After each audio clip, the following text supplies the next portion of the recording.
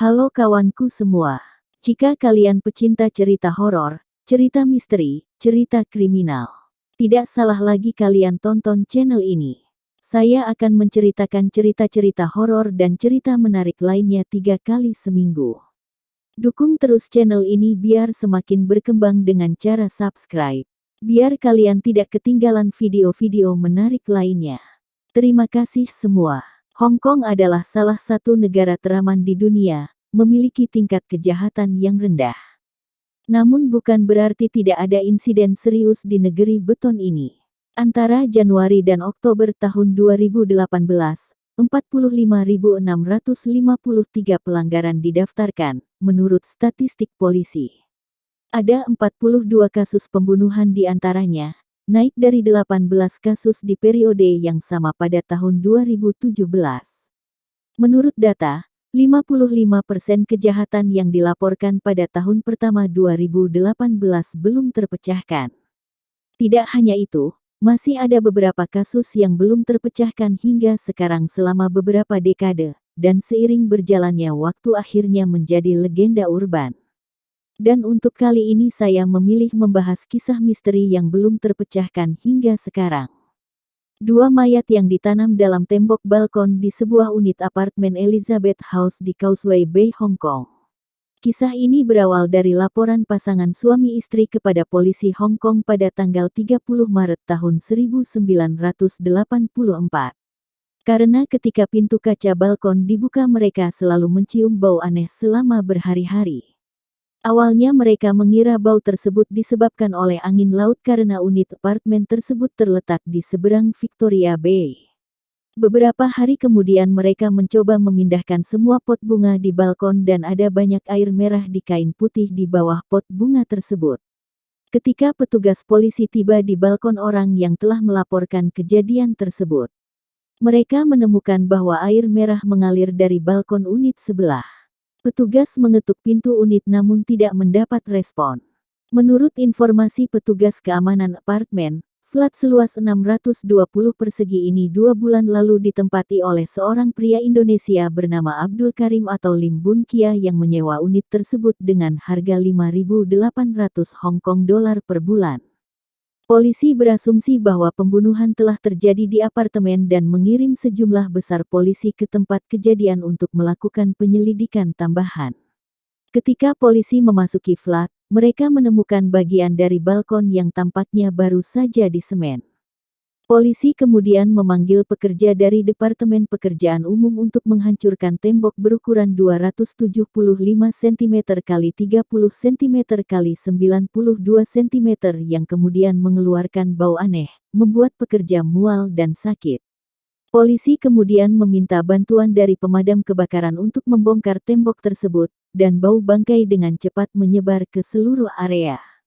Beberapa majalah dalam bahasa Cina dan Inggris, 2 kaleng bir, 1 ikatan kunci, 1 obeng, 1 pak sekrup, dan palu berat seberat 5 kg ditemukan ketika dinding semen dihancurkan. Setelah menyingkirkan barang-barang tersebut, kemudian ditemukan jaket berwarna coklat tua, di bawahnya ada 2 mayat membusuk dan membengkak yang dibungkus seperti pocong. Kepala 2 mayat laki-laki itu menghadap ke tubuh lainnya.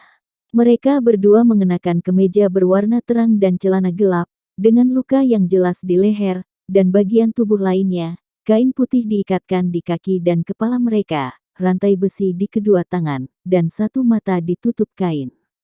Para petugas yakin bahwa pelaku telah menggunakan ritual pemakaman agama tertentu. Menurut pihak berwenang kedua korban tidak memiliki bukti identitas, kemudian setelah seminggu penyelidikan di unit tersebut 3 kartu nama ditemukan di potongan dinding semen. Nama perusahaan keuangan di Singapura tertulis di salah satu kartu nama yang berlumuran darah. Polisi kemudian meminta perusahaan Singapura mengirim utusan untuk mengidentifikasi sisa-sisa jenazah, dan akhirnya terungkap bahwa mereka adalah 2 bersaudara.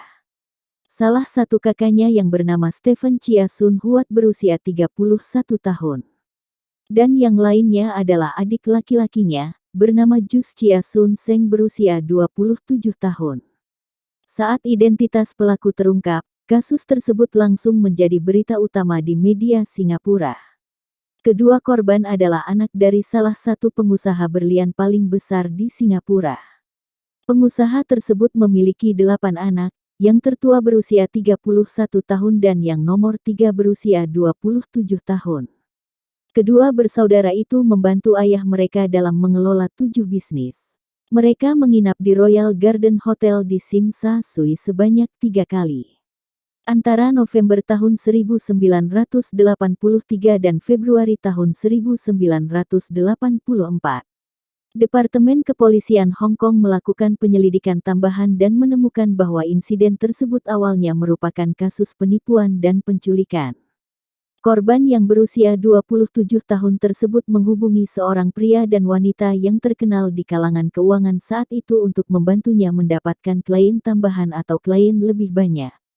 Pria dan wanita itu kemudian bekerja sama dengan seorang pengusaha Indonesia bernama Abdul Karim atau Lim Bun Kia untuk melakukan penipuan terhadap korban tersebut, yang mengakibatkan kerugian puluhan juta dolar Hong Kong dan mengakibatkan perusahaan tersebut ditutup pada tahun 1983. Ketika korban melakukan penyelidikan, dia mengetahui bahwa pengusaha Indonesia ini berada di Hong Kong. Kemudian dia terbang ke Hong Kong dan bertemu dengan pengusaha itu untuk meminta uang mereka kembali. Tetapi pria itu malah menculiknya. Ketika kakak laki-laki mengetahui hal ini, dia juga terbang ke Hong Kong untuk membantu adiknya. Tetapi dia diculik juga oleh pengusaha tersebut. Ayah dari dua bersaudara itu, yang berada di Singapura pada saat itu, menerima telepon dari seseorang yang mengklaim bahwa kedua anaknya telah diculik, dan kemudian menerima sebuah surat dan kaset dari Hong Kong yang berisi foto kedua anaknya yang diikat dan kaset berisi suara memohon bantuan dari kedua anak itu. Ayah dua anak itu kemudian mengirimkan 1.800.000 Hong Kong dolar untuk biaya menebus anak-anaknya. Tetapi pada akhirnya para pembunuh memilih untuk membunuh dua bersaudara tersebut dan menyembunyikan jenazah mereka dengan cara yang menakutkan. Pengusaha pria Indonesia ini fasih berbahasa Kanton dan memegang paspor Indonesia.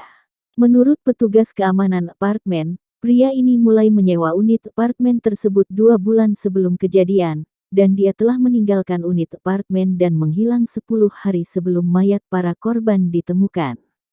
Departemen Kepolisian Hong Kong kemudian meminta polisi Indonesia mencari pria ini, tetapi mereka belum menemukannya. Dan sampai sekarang kasus ini menjadi misteri. Semoga para korban ditempatkan di tempat yang indah di sisi Tuhan. Amin. Sekian dulu ceritaku. Sampai jumpa di cerita-ceritaku lainnya.